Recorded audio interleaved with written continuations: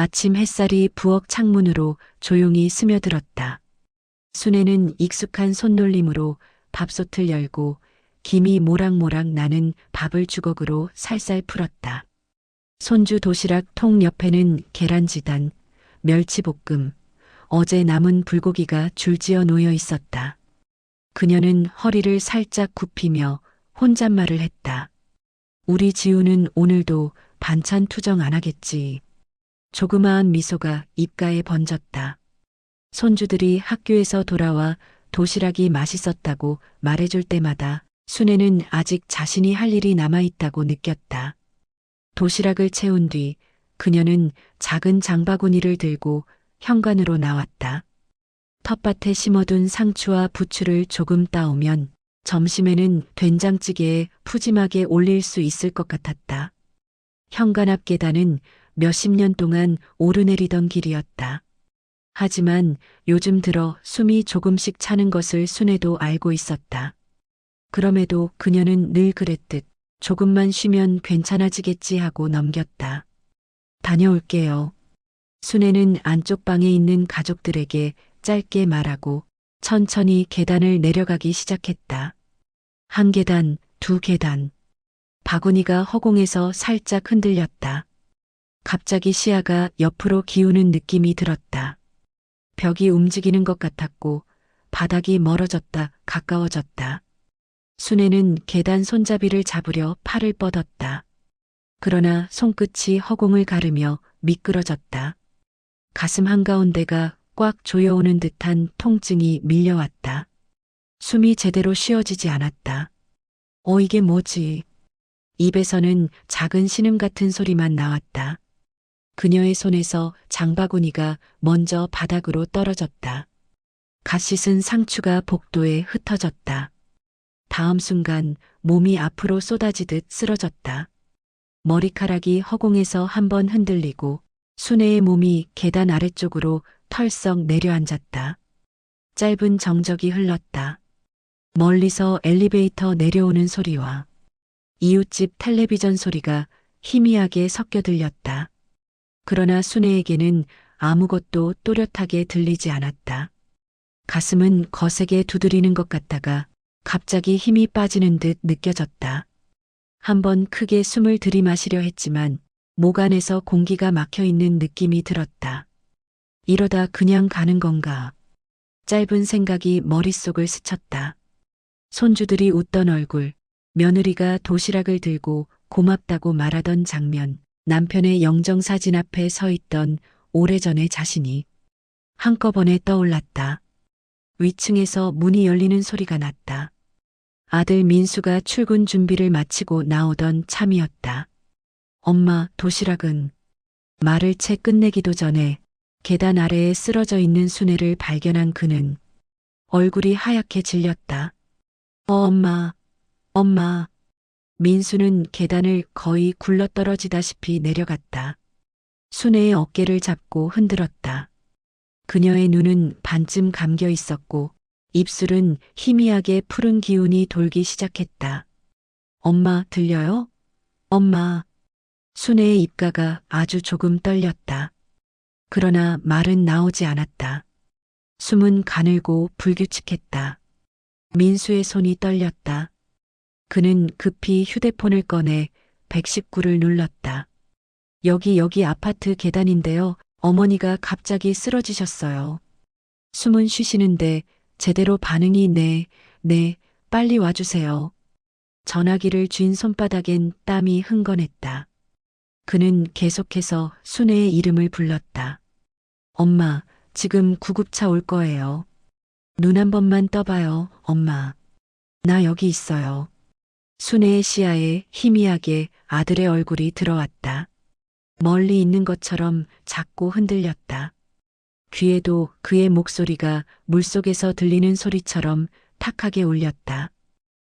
우리 민수 아직 할 말이 많은데. 그녀의 마음속에서 작은 미련이 올라왔다. 하지만 몸은 움직이지 않았다. 손도 발도 목소리도 제 것이 아닌 것 같았다. 멀리서 사이렌 소리가 들려오기 시작했다. 처음에는 아주 작았지만 점점 더 크게 더 선명하게 다가왔다. 아파트 앞에 도착한 구급차의 문이 열리고 구급대원들이 들것을 들고 뛰어들어왔다. 여기입니다. 여기요. 민수가 떨리는 목소리로 외쳤다. 구급대원들은 순애의 상태를 재빨리 확인했다. 맥박, 호흡, 동공 반응. 혈압 많이 떨어졌습니다. 바로 이송해야겠어요. 산소 마스크가 순애의 얼굴 위로 내려왔다. 차가운 공기가 코와 입으로 들어왔다. 그제야 조금 숨이 들어가는 느낌이 났다. 들것이 움직이기 시작했다. 천장이 흘러가듯 위로 지나갔다. 엘리베이터 불빛, 현관문 간판, 구급차의 흰색 천장이 차례로 눈앞을 스쳐갔다. 이게 꿈이면 좋겠다. 그녀는 마지막으로 그렇게 생각했다. 눈꺼풀이 천천히 내려갔다. 멀리서 누군가의 목소리가 들렸다. 심장 쪽이 안 좋을 수 있습니다.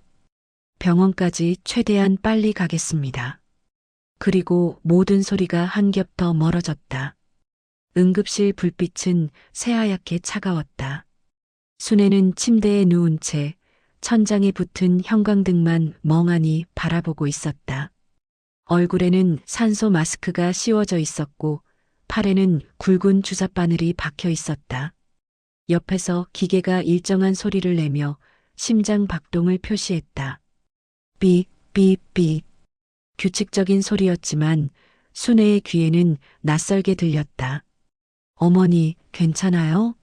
여기 병원이에요. 아들 민수가 조심스럽게 말을 건넸다. 그의 얼굴은 밤새 온 사람처럼 부어 있었고 눈가에는 피곤이 깊게 내려앉아 있었다. 순애는 눈을 살짝 돌려 민수를 바라보았다.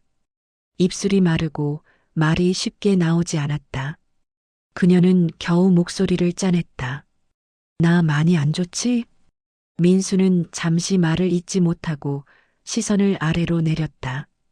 손가락이 이불 자락을 괜히 만지작거렸다. 의사 선생님이 곧 자세히 설명해 주신대요. 지금은 많이 놀라셔서 그렇다고 하셨어요. 그의 말은 조심스럽게 골라낸 위로 같았다. 그러나 눈빛 깊은 곳의 두려움은 숨기지 못했다. 잠시 뒤 문이 부드럽게 열렸다. 흰 가운을 입은 김주환 교수가 진료 차트를 들고 들어왔다. 그의 표정은 차분했지만 눈빛은 진지했다. 보호자분들 다 계신가요? 민수가 벌떡 일어나 고개를 숙였다. 네, 저 아들이고요. 아내는 밖에 손주들이랑 잠깐 나갔습니다. 의사는 침대 옆에 서서 순애를 한번 바라본 뒤 민수에게 몸을 약간 돌렸다. 검사 결과가 나왔습니다. 심장 기능이 많이 약해져 있는 상태고 오래전부터 조금씩 악화되어 온 것으로 보입니다. 순애의 눈이 커졌다. 그녀는 마스크 너머로 낮게 물었다. 오래전부터요? 김 교수는 고개를 천천히 끄덕였다. 대략 10년 전부터 조금씩 이상이 있었을 가능성이 큽니다. 가슴이 답답하다거나 숨이 차다거나 계단 오를 때 힘들었던 적이 많으셨을 겁니다. 순애의 머릿속에 여러 장면이 떠올랐다.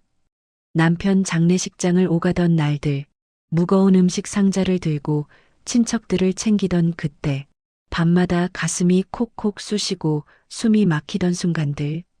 그녀는 그 모든 것을 나이 탓이겠지 하고 넘겼었다.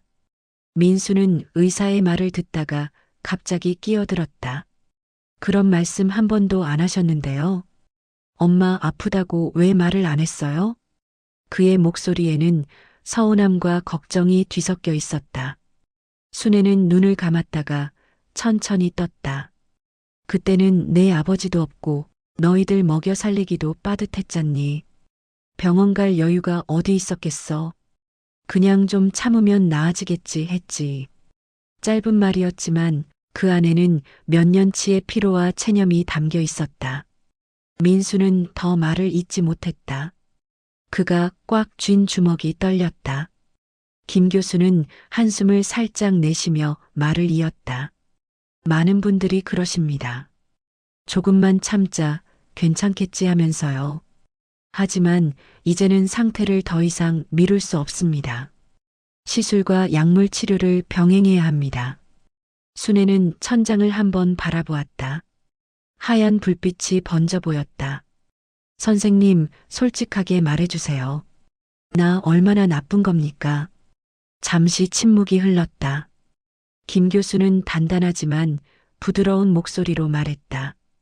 위험한 건 사실입니다. 하지만 포기할 정도는 아닙니다. 치료에 잘 협조하시고 생활 습관을 바꾸시면 충분히 좋아질 수 있습니다. 그의 말 속에는 희망과 경고가 동시에 들어 있었다. 민수는 그제야 고개를 깊이 숙이며 말했다. 선생님, 필요한 건 뭐든 다 하겠습니다. 어머니 꼭 살려주세요. 순애는 그 말을 듣고 마음 한쪽이 따끔하게 아려왔다. 내가 아프다고 말 한 번 제대로 못해서 이 아이가 이렇게까지 매달리는구나. 그녀는 아들을 향해 손을 조금 뻗었다. 힘없는 손이었지만 민수는 그 손을 두 손으로 꼭 감쌌다. 엄마 미안해요. 엄마 힘든 거 난 줄도 몰랐네. 순애는 작은 목소리로 대답했다. 내 탓이 어딨니? 내가 말 안 했지. 그래도 이제는 좀 무섭다. 그녀의 한마디에 병실 안 공기는 조금 더 무거워졌다. 김 교수는 마지막으로 한 번 더 차트를 확인하고 말했다. 오늘은 안정을 취하시고 내일부터는 추가 검사와 치료 계획을 세우겠습니다. 가족분들께서 곁에서 잘 도와주세요. 문이 닫히고 병실에는 다시 조용한 기계음만 남았다. 삐, 삐, 삐. 순애는 그 소리를 들으며 10년이라는 시간을 떠올렸다. 남편이 떠나고 아이들을 키우고 홀로 버티느라 바빴던 세월. 그때 한 번만 더 나를 돌아봤으면 지금 이 침대에 누워있지는 않았을까? 작은 후회가 마음에 내려앉았다. 그러나 동시에 그래도 아직 기회가 있다는 말이지 하는 희미한 안도감도 함께 생겼다. 그녀는 천천히 눈을 감았다. 눈가에 얕은 물기가 맺혔다. 이제야 비로소 자신이 정말 많이 아팠다는 사실을 처음으로 인정하는 순간이었다. 병실 한쪽 커튼이 살짝 흔들렸다. 아침 회진 시간이 다가오자 간호사들이 바쁘게 움직이기 시작했다. 순애는 베개 각도를 조금 올려달라고 부탁했다. 몸을 조금만 움직여도 가슴이 묵직하게 당겼지만 그녀는 최대한 평정심을 유지하려고 노력했다. 창밖으로 겨울 햇살이 들어왔고 병실 벽에 걸린 시계는 천천히 초침을 밀어내고 있었다. 순애는 그 규칙적인 소리를 들으며 자신의 심장이 과연 그만큼 안정적으로 뛰고 있을지 문득 궁금해졌다. 잠시 후 문이 열리고 김주환 교수가 차트를 들고 들어왔다. 그의 얼굴에는 전문적인 침착함이 있었지만 눈빛만큼은 어딘가 무거워 보였다. 어머니, 조금 괜찮아지셨습니까? 순애는 힘을 내어 대답했다. 숨은 조금 편해졌어요. 그 옆에서 민수는 종이컵에 담긴 미지근한 물을 들고 서 있었다. 그는 아무 말도 하지 않고 오로지 의사의 입술만 바라보고 있었다. 표정이 굳어 있었고 긴장으로 손가락이 잔뜩 굽어 있었다. 김 교수는 차트를 닫고 조금 더 침착한 목소리로 말을 이었다. 검사 결과가 모두 나왔습니다.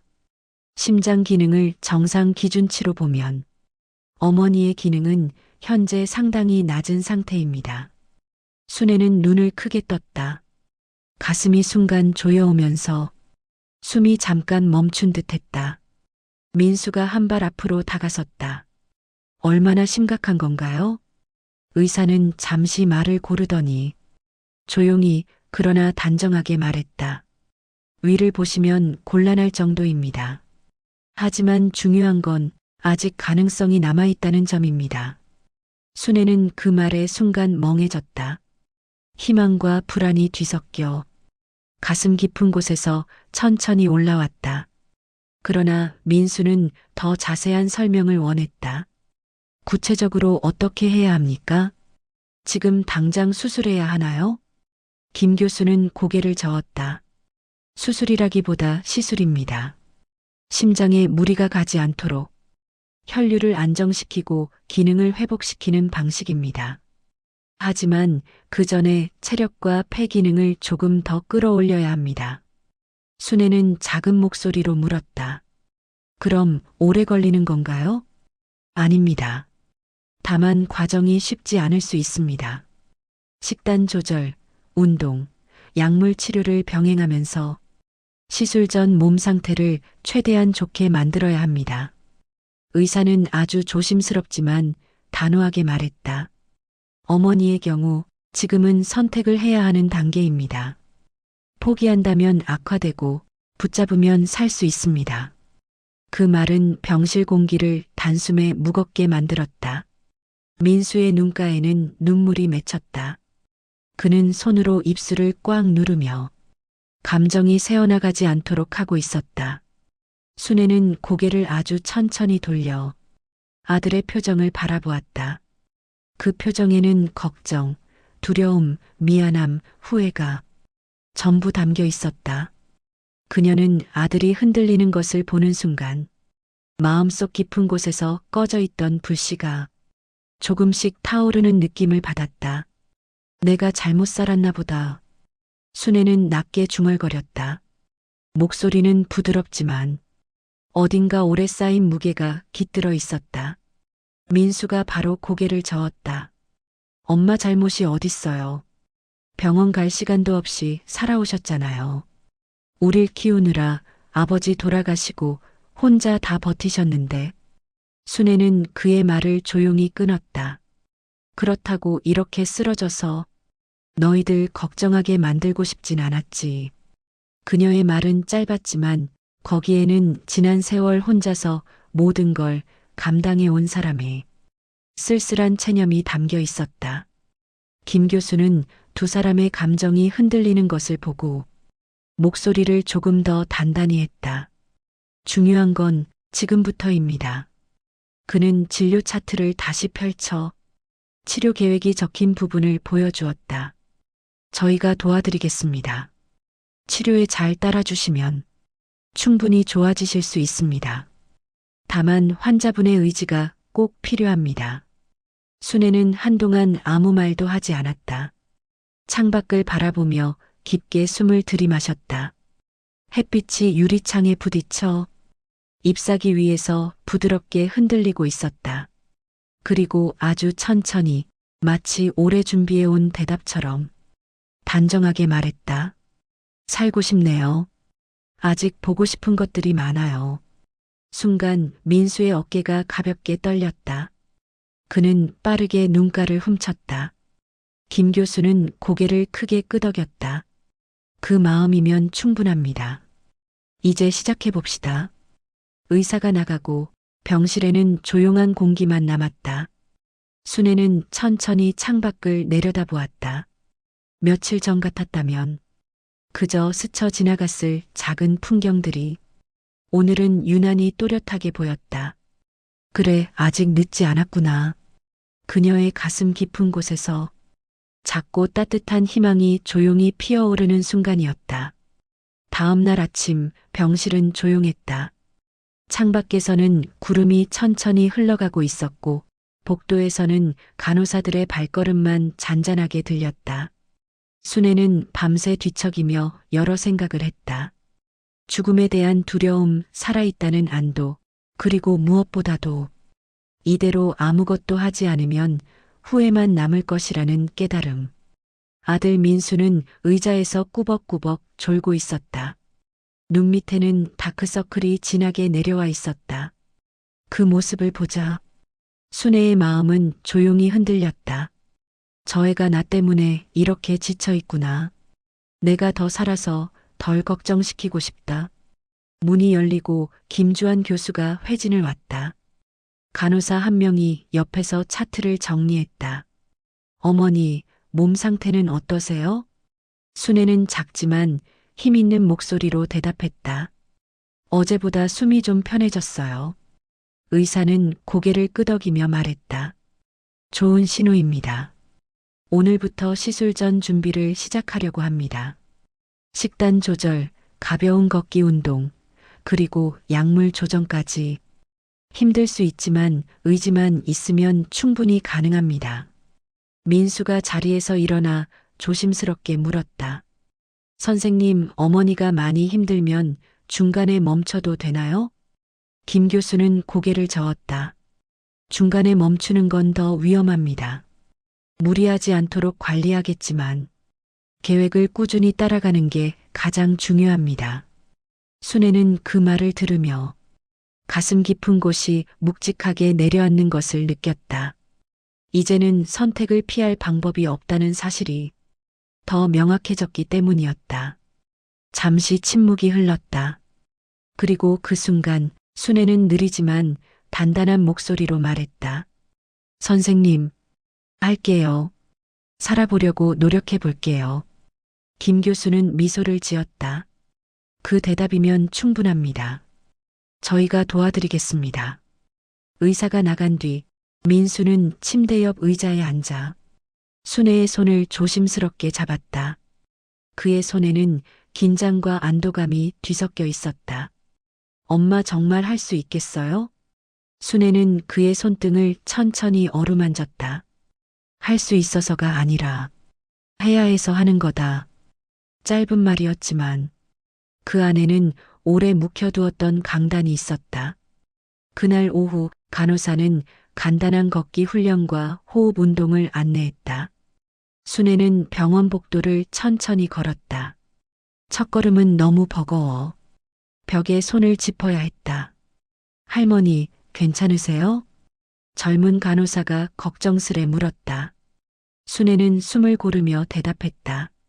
괜찮아. 천천히 가면 돼. 걸음은 느렸지만 그녀의 눈빛은 흔들리지 않았다. 폐가 공기를 들이마시는 느낌, 심장이 박동하는 힘, 발바닥이 바닥을 누르는 감각이 오늘따라 너무 소중하게 느껴졌다. 이게 사는 거구나. 아직 나는 살고 싶구나. 그녀는 잠시 걸음을 멈추고 복도 창문 밖을 바라보았다. 멀리 아파트와 도로가 보였고 햇빛이 유리창 사이로 조용히 흔들렸다. 그 순간 뒤에서 누군가 다가와 말했다. 어머니, 보폭이 조금 더 넓어져도 좋습니다. 김 교수였다. 그는 순애의 걸음을 지켜보며 고개를 끄덕였다.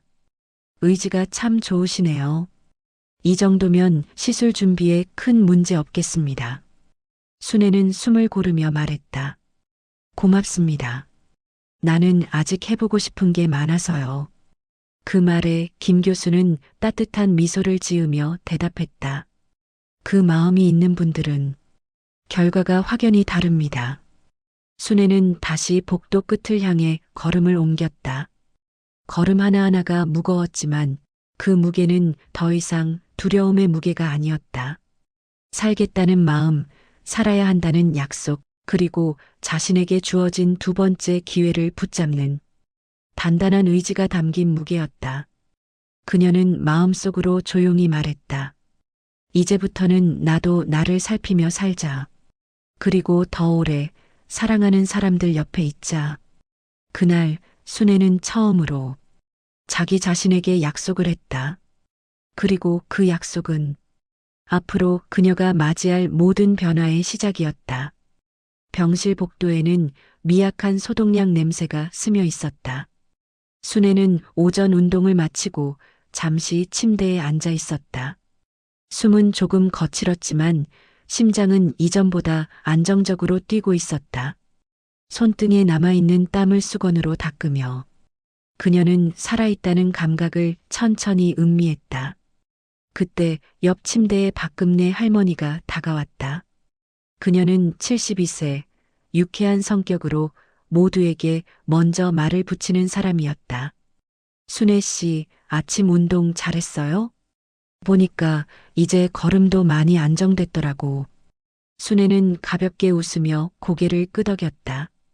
쉬운 건 아니지만 해보려고요. 그 마음이 중요한 거예요. 근데 우리 병동 사람들이랑 이야기하다가 이거 하나 만들어 보자고 했어요. 금례는 손에 작은 공책 하나를 들고 있었다. 연한 초록색 표지에 꽃무늬가 그려진 작은 노트였다. 이게 뭐예요? 희망 수첩이라고 이름 붙였어요. 서로에게 하루 한 줄씩 응원글을 쓰는 거예요. 힘들 때 읽으면 버틸 수 있게. 그녀는 노트를 펼쳐 보였다. 손글씨가 삐뚤빼뚤했지만 따뜻함이 묻어났다. 오늘도 살아줘서 고맙습니다. 내일은 오늘보다 더 좋아질 거예요. 혼자가 아니라는 걸 잊지 마세요. 순애는 조용히 글자들을 바라보았다. 글씨마다 담긴 진심이 심장까지 닿는 느낌이었다. 저도 써도 될까요? 금례는 밝게 웃었다. 그럼요. 여기 있는 사람들은 다 같은 처지잖아요. 순애는 펜을 받아들고 잠시 머뭇거리다 천천히 글자를 적었다. 오늘의 나는 어제보다 용감해졌다. 그녀는 적고 나서 부끄러운 듯 웃었다. 금례는 그 글을 보며 박수처럼 손을 쳤다. 아이고, 멋있네. 이런 거 쓰는 게 치료에도 도움이 된다던데요. 금례가 돌아간 뒤 순애는 노트를 무릎 위에 올려두고 조용히 한 장 한 장 넘겼다. 각 페이지마다 사람들의 삶이 묻어 있었다. 누군가는 손 떨림으로 글이 흔들렸고 누군가는 글자보다 빈칸이 더 많았다. 아프신 분들인데 그래도 모두 이렇게 버티고 있구나. 그 사실이 그녀에게는 큰 위로가 되었다. 잠시 후 회진 시간이 되자 김주환 교수가 병실에 들어왔다. 간호사가 혈압을 재고 있는 모습을 본 그는 순애에게 조금 놀란 듯 말했다. 혈압이 안정됐네요. 운동과 식단 조절이 잘 맞아 들어가고 있습니다. 순애는 작게 미소 지었다. 아직 멀었지만 힘내보려고요. 김 교수는 차트를 넘기며 덧붙였다. 이 정도 회복 속도면 예상보다 빨리 시술할 수 있을 것 같습니다. 솔직히 조금 놀랐습니다. 그 말을 들은 민수는 자리에서 벌떡 일어나 고개를 숙였다. 선생님, 정말 감사합니다. 그러나 김 교수는 고개를 저었다. 가장 고생하는 건 환자분입니다. 의지가 있으셔서 가능한 거예요. 순애는 자신의 손을 내려다보았다. 주름진 손등에 펜을 잡고 글을 쓰던 모습이 떠올랐다.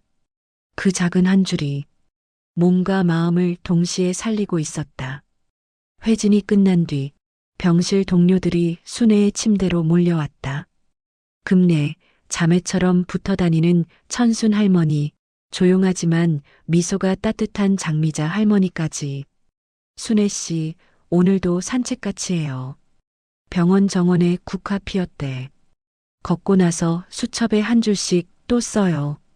순애는 그들의 얼굴을 바라보다가 가슴 깊은 곳에서 따뜻한 기운이 올라오는 걸 느꼈다. 그래요. 같이 걸어요. 정원으로 가는 길, 햇빛은 부드럽고 바람은 가벼웠다. 발걸음은 여전히 느렸지만 그 느린 걸음 사이로 희망이 아주 조금씩 피어오르고 있었다. 순애는 마음속으로 조용히 중얼거렸다. 나 살아갈 이유가 참 많구나. 새벽 공기가 병원 창문 틈으로 살짝 스며들었다. 오늘은 시술 예정일. 긴장한 채 거의 잠을 이루지 못한 순애는 하얀 천장의 미세한 얼룩까지도 또렷하게 바라보고 있었다. 가슴 한가운데가 묵직하게 내려앉아 있었지만 그녀는 스스로를 다독였다.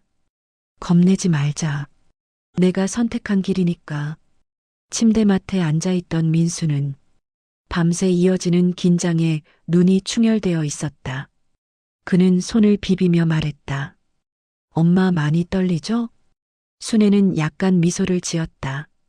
떨리지 않는 사람이 어디 있겠니? 그래도 살아보려고 하는 거니까. 그 말에 민수는 더 이상 말을 잇지 못하고 고개를 숙였다. 조금 후 문이 열리고 간호사가 부드럽게 말했다. 어머니, 준비되셨죠? 곧 수술실로 이동할게요. 순애는 천천히 고개를 끄덕였다. 침대가 움직이기 시작했고 철제 바퀴 소리가 복도를 따라 길게 울렸다. 병실을 지나 복도로 나갈 때 정원에서 함께 걷던 금내 할머니와 천순 할머니가 손을 흔들며 말했다. 순애 씨, 잘 다녀와요. 우리는 여기서 기다릴게요. 그 짧은 응원에 순애의 눈가가 살짝 젖었다. 수술실 앞 푸른 수술복을 입은 김주환 교수가 기다리고 있었다. 어머니, 너무 걱정하지 마세요. 저희가 할 수 있는 최선을 다하겠습니다. 순애는 마스크 너머로 조용히 말했다. 선생님, 부탁드려요. 그녀의 음성에는 두려움과 간절함이 섞여 있었다.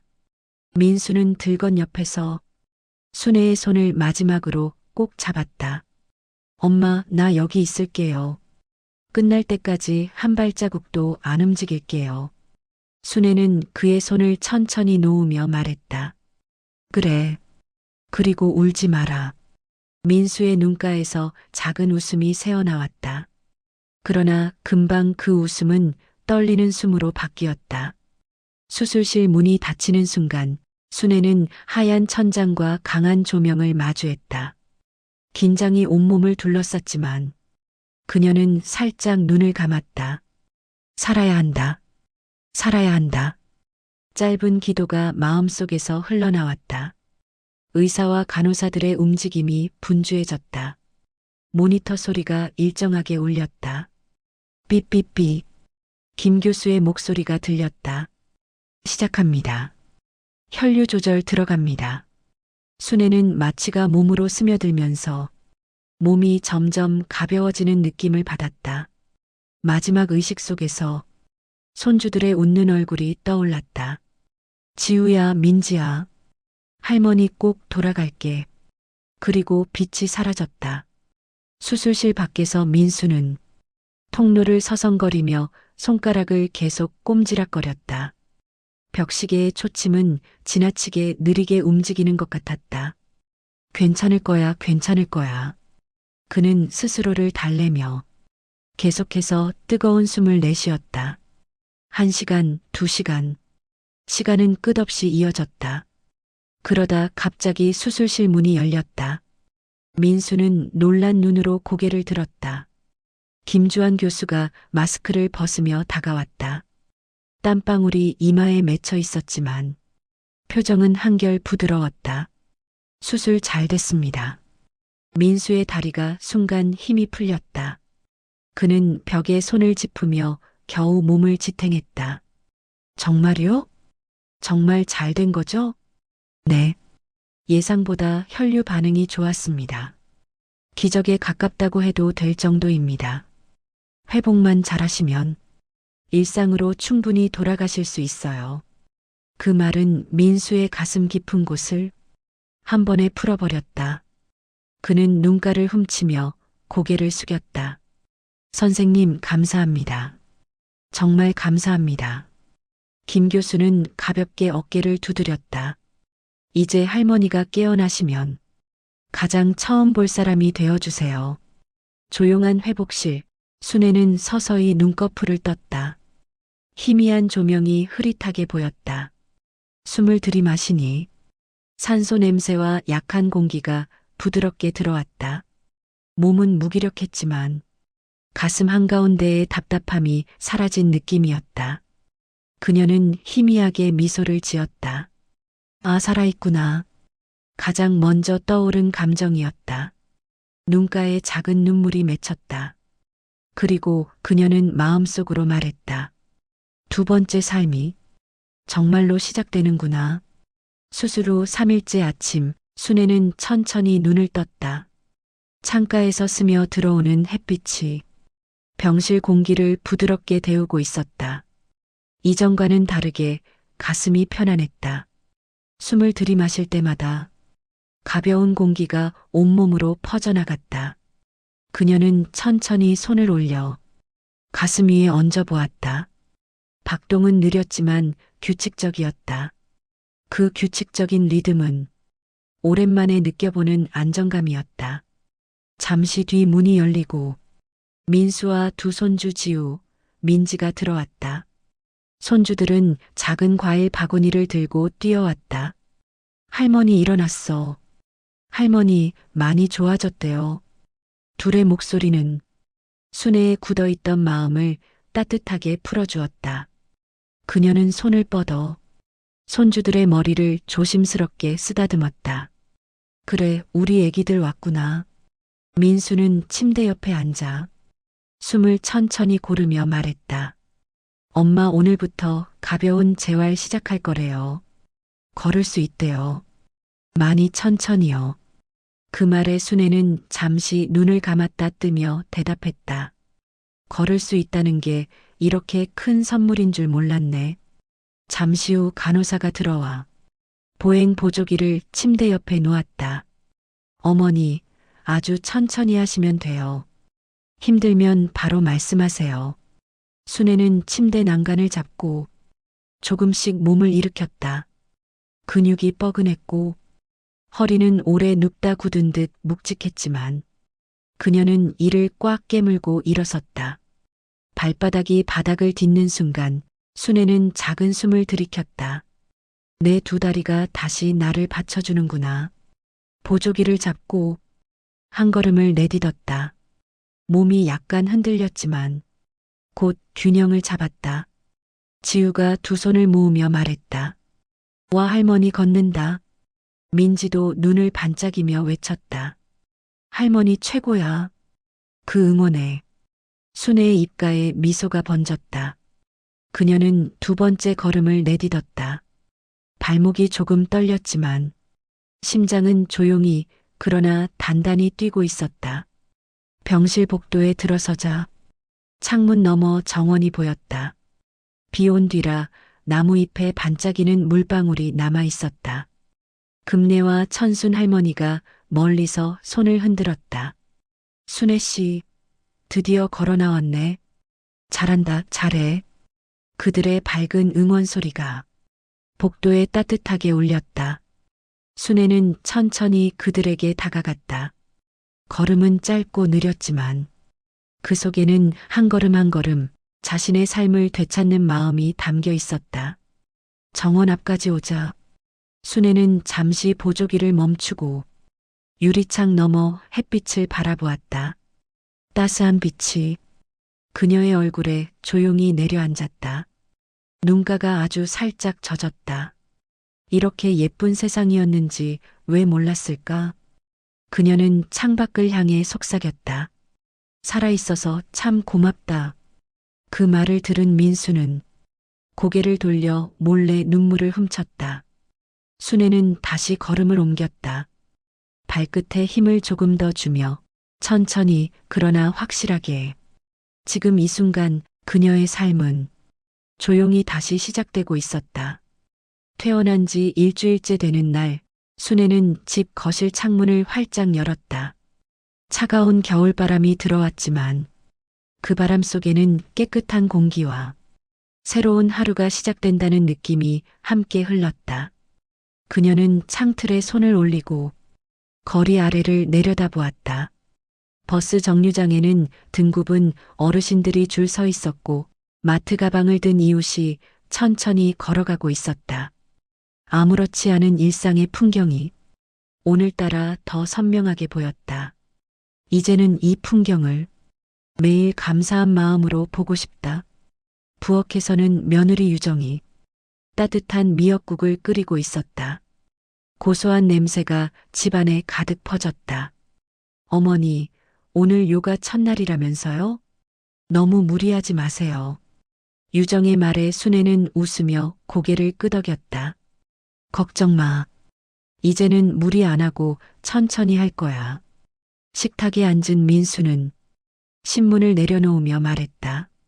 엄마, 요가 끝나고 오는 길에 그림 수업 있는 문화센터도 가본다고 했죠? 응. 예전부터 해보고 싶었는데 이제야 용기가 나네. 그녀의 목소리에는 두려움 대신 살짝 들뜬 설렘이 묻어 있었다. 아침을 먹고 외투를 챙겨 입은 순애는 현관 거울 앞에 섰다. 그녀는 오랜만에 스스로에게 웃어 보였다. 그래, 잘해보자. 천천히 계단을 내려가 아파트 앞마당에 들어서자 바람이 살짝 얼굴을 스쳤다. 하지만 그 찬 기운마저 지금의 순애에게는 살아있다는 증거처럼 느껴졌다. 요가 강습실은 생각보다 따뜻하고 밝았다. 줄지어 선 매트 위에는 또래 어르신들이 하나둘씩 자리를 잡고 있었다. 처음 나오셨어요? 강사가 친근하게 묻자 순애는 약간 수줍게 대답했다. 네, 많이 서툴지만 잘 부탁드려요. 부담 갖지 마세요. 천천히 따라하시면 돼요. 강사의 목소리와 함께 부드러운 음악이 흘러나왔다. 순애는 매트 위에 앉아 천천히 숨을 들이마셨다. 가슴속까지 공기가 내려오는 느낌이 들었다. 아, 내가 이렇게 깊게 숨을 쉴 수 있는 사람이었구나. 순간 눈앞이 조금 흐려졌다. 수술대 위에서, 회복실에서, 병원 복도에서 버텼던 시간들이 짧은 파도처럼 스쳐 지나갔다. 그러나 이번에는 그 기억이 슬픔이 아니라 살아 돌아온 내가 이 자리에 있다는 확실한 증거처럼 느껴졌다. 요가가 끝난 뒤 문화센터 복도에서 한동안 그림 수업실 문 앞에 서 있었다. 문틈으로 비치는 물감 냄새와 물끄러미 앉아 그림을 그리는 사람들의 모습. 그녀는 문을 슬며시 밀고 들어갔다. 어머니, 등록하시러 오셨어요? 네. 오래 미뤄둔 걸 이제 해보려고요. 순애는 등록표를 작성하며 가볍게 웃었다. 그 웃음에는 70년 동안 경험하지 못한 새로운 세계로 들어가는 설렘이 담겨 있었다. 집으로 돌아오는 길, 겨울 햇살이 아파트 복도 창문 위로 조용히 비치고 있었다. 순애는 그 빛을 바라보며 조용히 중얼거렸다. 두 번째 삶, 참 고맙다. 그녀의 발걸음은 느렸지만 확고했고 그 느린 걸음 속에는 앞으로 더 단단히 살아가겠다는 새로운 다짐이 담겨 있었다. 순애의 이야기는 그렇게 또 한 번 새로운 시작을 맞이하고 있었다.